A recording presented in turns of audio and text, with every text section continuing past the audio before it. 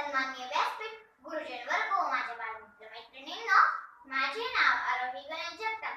इयत्ता 4थी. मी महाराष्ट्र सोसायटी प्राथमिक शाळेत शिक्षण घेत आहे.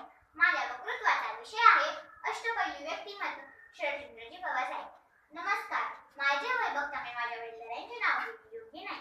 मग माझ्या वडिलांच्या वडिलांचे नाव घेण्यास प्रश्नच येत नाही. त्यामुळे माझे वय बघता मी साहेबांना आजोबाच म्हणणार. आजोबा हे अष्टपैलू व्यक्तिमत्वाचे आहेतच, पण त्याचबरोबर ते एक दूरदृष्टीचे खेळाडू आहेत. त्यांचा जन्म 12 डिसेंबर 1940 साली झाला. त्यांच्या वडिलांचे नाव गोविंदराव पवार व आईचे नाव शारदाबाई पवार हे आहे.